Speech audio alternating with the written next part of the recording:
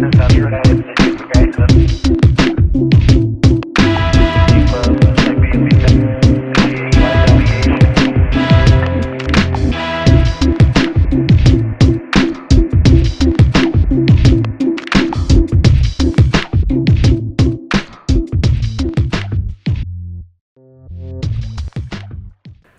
just finished class at Harvard. I'm pumped up. I'm about to get some munchies, and I thought this would be a great time to clear out my queue for the Ask Nick Co show.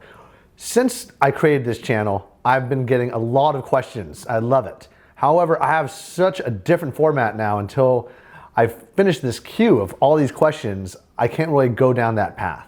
So what I want to do today is just rapid fire, try to clear out very quickly as many questions as I possibly can before I grab a bite to eat and then crash because I have a flight in the early morning to go back to Las Vegas from Boston. So let's go into it. First question is, give me some advice quickly to get into nightlife and parties. Befriend the promoters, befriend the people that are really popular if you're in the entertainment world. So let's say that you're in, like, say, the Greek party scene, or you're basically trying to network in a festival, try to be friends with the people that have a lot of connections. Usually people who have connections, they have access to a lot of really cool areas of parties that are exclusive. They'll introduce you to hot girls, and also it'll make whatever party, no matter how cool it is, better, more cool, more fun. Next question, what specific actions do you take to build your network and soul circle? I use the same skills that I use for cold approach, walking up to people, befriending them, adding value to your lives, and reconnecting with other people. Being a connector to other people is a great way to build a soul circle. Also, having a place that you regularly frequent, that's awesome, that you can bring people to and share something that's really cool that you're working on with them, whether it's access to like regular masterminds and social gatherings, or whether it's a dinner party, whether it's a luncheon, something that's fun and cool. What specific things will you do to network in your soul circle? Well, I'm in Los Angeles almost every week, and I network with people by having large groups of people invited to my house, and they always invite their friends over. And I do this pretty much all day long, targeted at people that I know are gonna bring friends I wanna hang out with, or people that I might not have met. I also use it for interviews. Interviews are an amazing way for me to grow my soul circle. In fact, it's also a way for me to deepen my relationships with my already existing social circle. I'm doing this YouTube channel primarily to do that for networking, and it's been wonderful. Do you have any specific lessons you want to share, or that you have specific concerns, anything that we can help you with? I love meeting people that I might want to network with in terms of helping me with my musical, helping me with my business. And if you have interesting people that you think I'd want to interview, or if you yourself want to interview me, write a comment below. Send me an email at papa@realsocialdynamics.com. Let me know who you're thinking about. Or let me know if you're interested in being on one of these videos for the Ask Nick Co show in the future. What are tips for people going through college? Anything that you wish you would have done differently in college? I wish that I spent more time building deeper relationships with my friends, even though I spent so much time doing so. Because your old friends are your most valuable asset. They're basically your family. And I just wish I spent way more time doing that. How do you establish connection with potential mentors, especially mentors who are way ahead of you? Is there like a systematic way or a blueprint to kind of do this?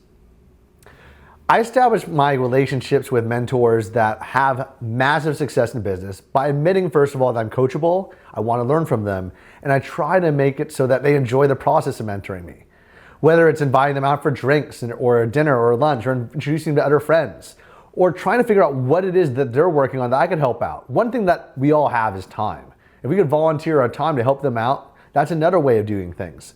I've done so many non-paid interns just to establish that ability to reconnect and connect for the first time with people that I viewed as admirable mentors or potential admirable mentors. These people are many times still people in my life, people that have built my company and established so many new ideas in my life. What are social events you can do with a small budget starting off? Lunches, picnics, going to free concerts and festivals. If you go to your local university, there's free events of all kinds, ballroom dancing, Lindy Hop. If you look at Facebook groups, there's tons of free events. There's also events all the time at museums, parks, public facilities of all kinds, and they're usually pretty awesome.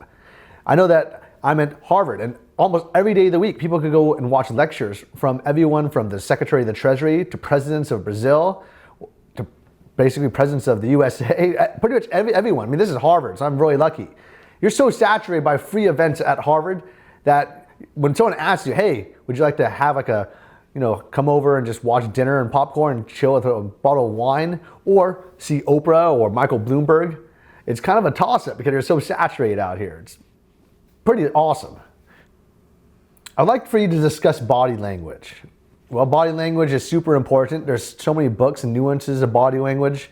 In terms of body language, I think some of the most important things that people should look for is being able to make eye contact, also being able to look away, being able to, have the right facial expressions, calibrate, being able to, have the right positioning, how far you should sit from someone or not, calibrate to the situation, how comfortable they are or not. But I mean, the nuances can go on forever. I've done videos where I just talk about body language, riff on for 30 minutes. But in all actuality, I could talk about it for 30 hours. The problem is when people ask me general questions like, just talk about body language, I could talk about that for a very long time, and I've done that. Take a look at some of my videos. Just Google my name and body language, and you'll find some of those tactics and principles. What are your plans for growing RSD? The biggest ones is we're working on developing a narrative and story that allows us to break into the self-improvement world in a major way. We're focusing on not just dating advice now, we're focusing on higher purpose. We just launched a program called Mastery Transformation. We also have Blueprint Decoded. We're breaking into the health world with health gurus like Brandon Carter and Gregor Gauger for Kinobody. The business world with master networkers like Larry Benet and Bill Walsh. And we're going to do a lot more in the future as I focus on developing the business side of things as well. That is something that I believe is going to accelerate RSD from this niche that we're in right now to something that's more popular with people from all walks of life. How do you create business relationships? Well, what I usually do, if it's someone in my staff, I try to find a win-win where I could teach them something and they could help me get things done that I just don't have time for. I try to leverage my time into breakable tasks and also find people that could do things better than myself. Train them to the point where they could do things better than myself. For external people outside my company, I try to find ways that my internal company, my internal staff can help people out, whether it's a video production, advising them about marketing, introducing them to new concepts. I try to personally use the lessons I've learned. I have a wealth of knowledge. I try to tap into that bank and share it with people for free, just to try to show that I'm the kind of person that prefers to give more value than getting that value back. How similar are relationships with girls to relationships in business? Well, in my company, we even have women at work for us, and that makes it so we're doing both. But in terms of what you're probably referring to in terms of dating, a lot of the similarities that I'll talk about, I made a video actually about the similarities between pickup and business, and it's on my YouTube channel, so you can check that out. But in terms of dating and business, I mean, you have to manage your time. There's only so many girls you could date. There's only so much business you could do. You got to follow up. Following up in business is probably the most difficult thing people could do, especially since there's so many things to do, and the scheduling of it is huge. There's a work ethic. You have to grind, meeting with a lot of girls, finding out what reference experiences you need in the same way of getting that field experience of dealing with all kinds of business. You got to put everything on the line. In business, you're putting money, your time on the line. And with girls and dating, especially if you want to go a long time, you want to get a longer term relationship, you're putting yourself out there. You're being vulnerable. And as a result, you're still in a parallel sense, putting everything else on the line. Can anyone help me elaborate on what the fine line is in terms of being stubborn with being desperate and being persistent? When I guess what you're trying to frame here is whether it's being stubborn can be viewed as a negative thing, which is a desperate feeling, a sense, or something being persistent. And I think it all depends on how you're presenting yourself. I mean, if I was going to follow up with somebody again and again and again until I got a hold of them, but I was coming from the standpoint, hey, I have $100 to give you, please take it. Can you take it now? Can you take it now? And I know that eventually they want to take it, that's one thing.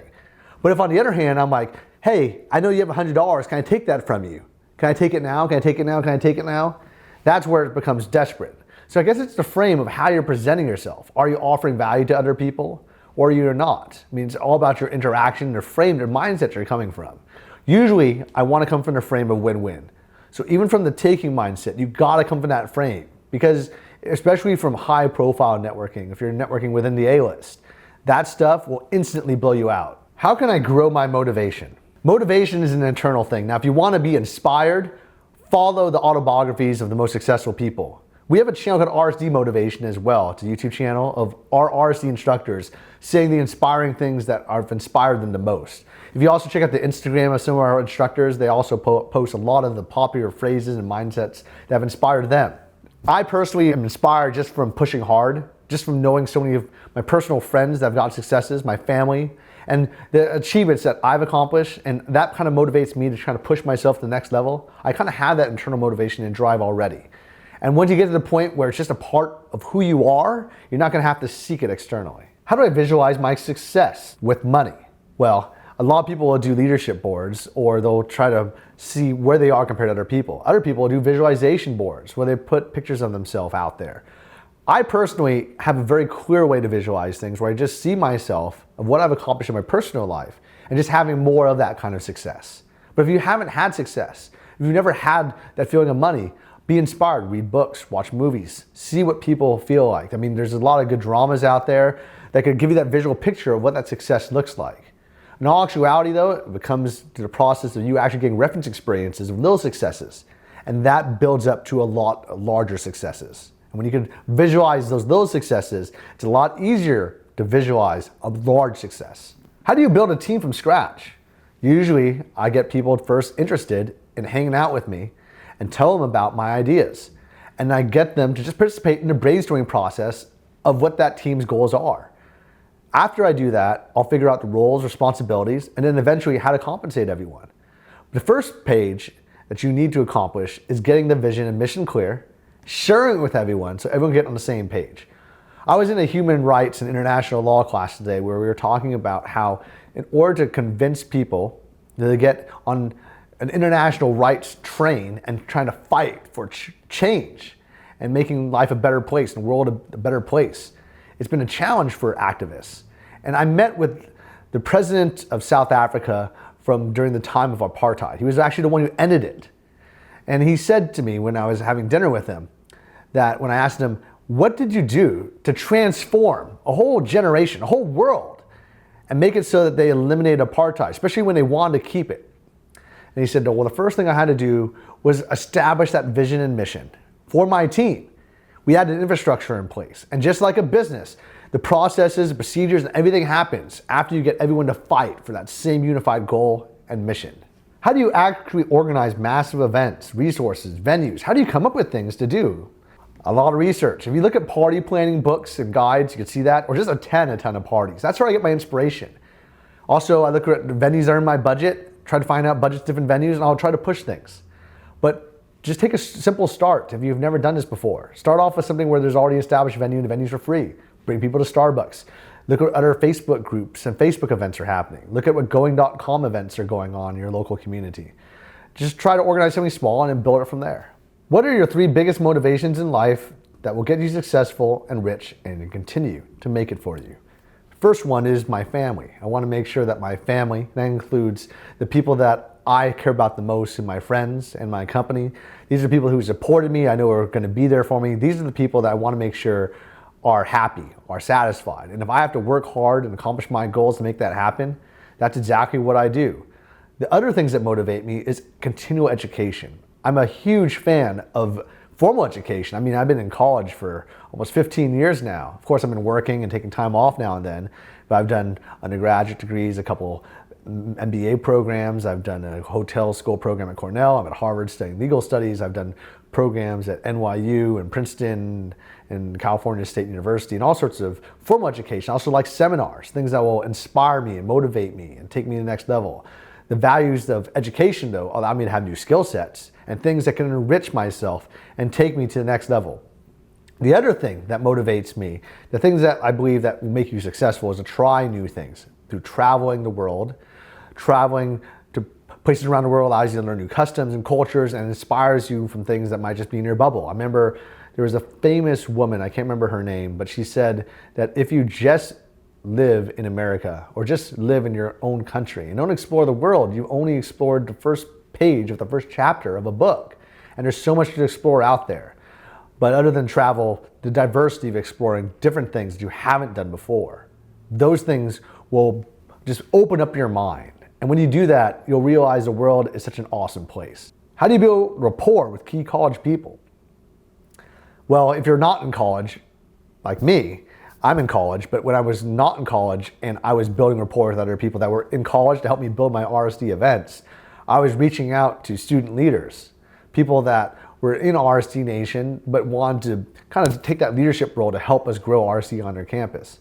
Now, if you're in college, meet the leadership within various student organizations, student councils, develop relationships, invite them out, volunteer your time to help service their goals, their needs, help them organize things to get more people into their soul circle, and you'll grow your own. These are great ways to establish rapport. How does one go about carving out a niche in a thriving industry such as the fitness world? Well, in any industry, whether it's fitness, you gotta go into a subcategory. So if I was just talking about fitness in general, there's a million different ways I could look at things.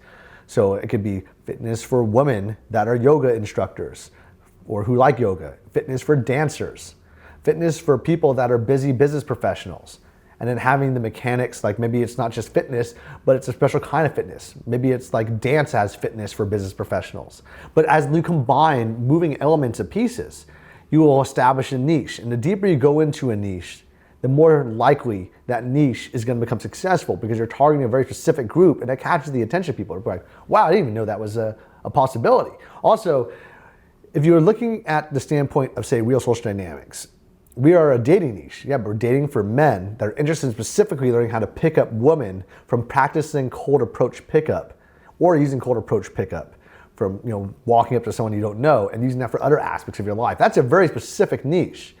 And we have standpoints where we've gone through ups and downs, like any other company, where you might have low financials and then high financials. And you push through that by knowing that you have a niche that is basically with really powerful content. And you want to add as much value as you possibly can. Because if you look at real social dynamics, for example, the value that we offer people is so high that we know we are establishing a loyal movement and following, a tribe. You want to do that for your niche. What do you think are the most important skills in running a business as a CEO to give you a competitive advantage? The biggest competitive advantage I have is that I don't have one particular skill. I have many, and they're cross-pollinated so that, for example, if I have a skill in marketing, it's not just marketing I have as a skill, it's marketing for information seminars using the power of internet and digital marketing. That's a very unique skill. Another skill that I have is not just law, but I have an understanding of business legal contracts that can be used on both a local, domestic level and international level for people that are contractors.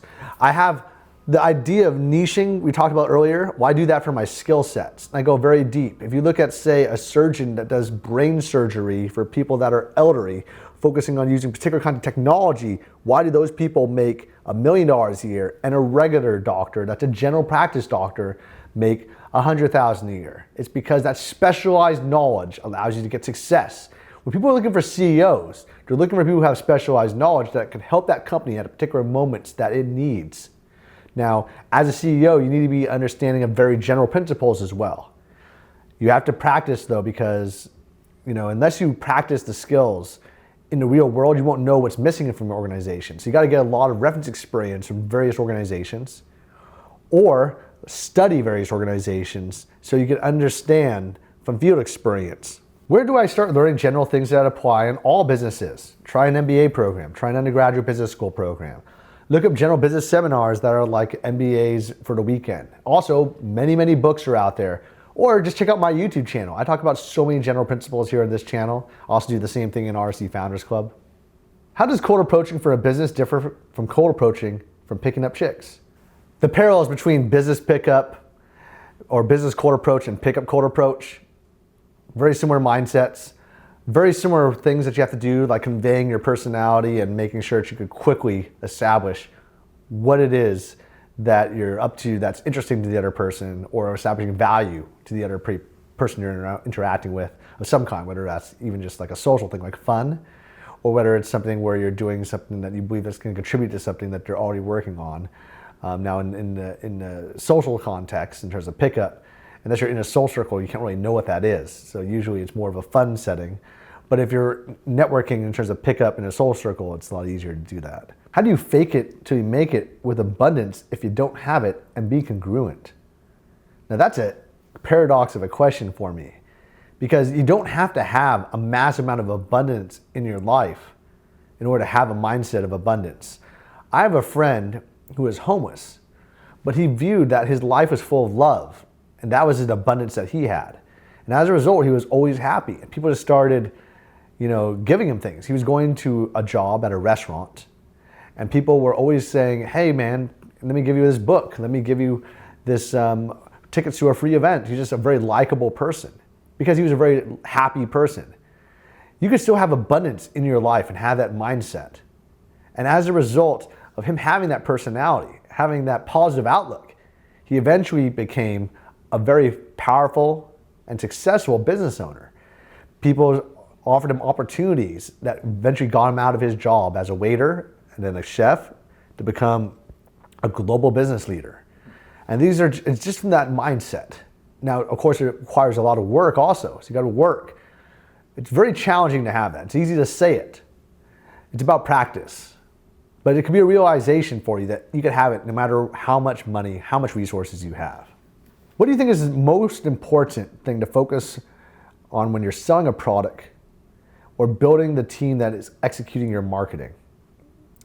The most important thing you should focus on is what it is that are the features and values that make your product unique and different from every other similar product.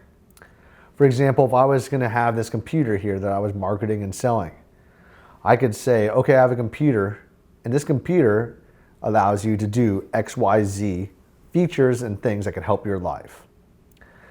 But I could also compare it to all the competitors that are out there that are similar. But I would want to do it in a way that stacks these features and benefits quickly and powerfully.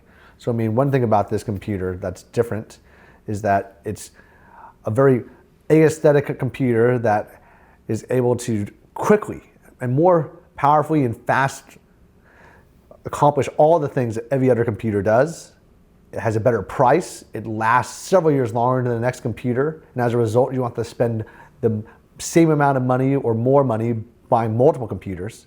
It has more space than every other computers. And when I'm marketing this though, I want to do it in a way that's fun, not just stating the features and benefits. Have a story behind it. Whether it's a visual story through a video, whether it's a story or imagery about a person who does all these things with all these features and benefits.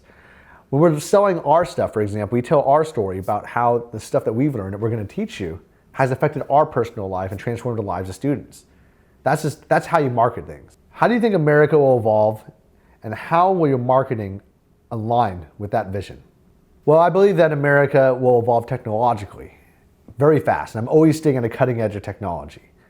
If this is a question about politics and how our relations with other countries will change, I believe that America will more and more over time establish deeper and powerful, meaningful relationships with other countries. We've always had that, and it's something that I believe is going to open up new markets, new opportunities for everyone. And I believe that because America has so many awesome individuals that have accomplished amazing technologies and amazing products and services, other countries want that to happen. They want us to share our intellectual knowledge and success. It's going to make it a lot easier, of course. Even more so than being an American, though. I believe this is something that could happen for everyone that has access to the internet and is developing innovative things. What is the most important skills that you've developed while building RSD? I would say that the most important and powerful skills I've learned through building Real Social Dynamics is how to survive the tough blows as an entrepreneur and not let it affect me as emotionally. Because I have had so many amazing, powerful climaxes of challenges hitting me again and again and again on a regular basis and irregular basis, just surprising me. I've had to develop an emotional understanding of how to deal with these pressures and quickly dealing with it fast. And that is definitely a learned skill set. When I first developed Real Social Dynamics and was building the company, some of the challenges that I faced seemed overwhelming to me. Now I look at the face of overwhelming odds and know that I've faced them before. And as a result, I feel confident in facing them again. That mindset, I believe, is an epiphany, but I believe it's also a skill set to build that mindset by having a reference experiences of seeing how you could overcome one particular set of challenges. You can look at what those challenges are and just have so many of them that you can look at the similarities between that challenge and the challenge you're facing and resolve that challenge quicker. How would you approach a CEO of a company that you want to do business with? I would just walk up to him like I'd walk up to anyone else that I want to meet. I would try to build rapport, establish value, develop a sticky relationship. If it's somebody that you want to approach a particular business and you know you have a solution for something that he's working on, I would just tell him what that is. If he doesn't know that you want to offer value to him, then you need to make that very clear.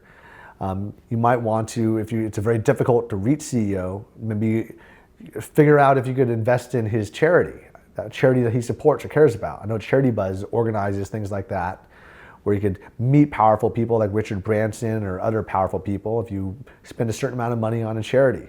Tell us about your sales skills and techniques. I've made videos that are about sales, but I would love to talk to you about some of these things in terms of like how I communicate with other people, especially if my sales team is watching this.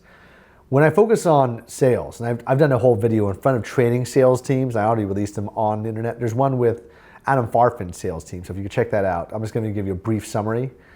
When you're focusing on sales, you want to figure out how you can help the other person as much as you possibly can and describe your products and services that you're offering in those ways.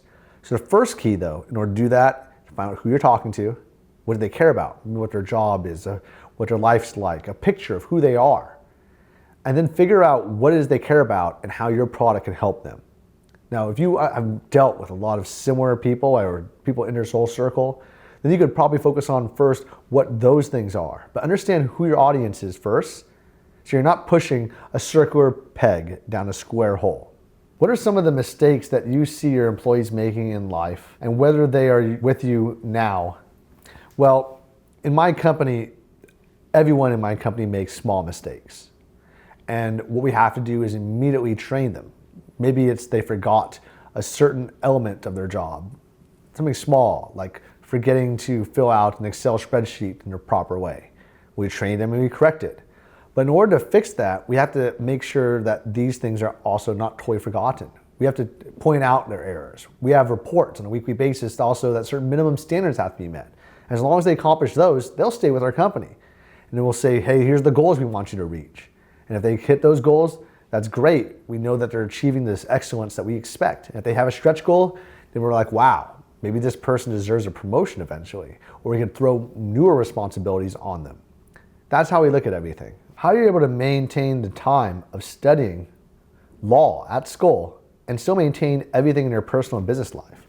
It's a lot of time management that I've had to develop over time. And I basically, personally, focus about 20 hours plus a week on school. And I focus about the same amount of time on developing real social dynamics as maintenance and core. And I spend whatever other time I have, which is usually another 10 plus hours, on new innovative projects like my musical or my YouTube channel. And also I spend as much time as I can after that on my personal time, usually with my family and close friends. Last question I have is if you could make a video about structuring your time. Well, I talked to you about how I spend my time, but in terms of how I structure my time, I have an Excel spreadsheet where every single date, all year, 12 months in advance, maps out those most important things that I have to do with my life. In my phone, I have a Google Calendar that reminds me of particular items I need to have accomplished. I also have both a personal assistant and an executive assistant that's supposed to manage and kind of monitor my emails, my schedule, and remind me of those key things and help coordinate those items of my life. Thanks for watching this video. It's time for me to get a bite to eat with my assistant and associate. I basically had a great time doing this video. If you want to be a part of videos in the future, post your comments below. Let me know you want to participate. If you have people that you think I should interview, let me know as well. But I love your support. Thanks so much for subscribing and be a part of my channel. Cheers.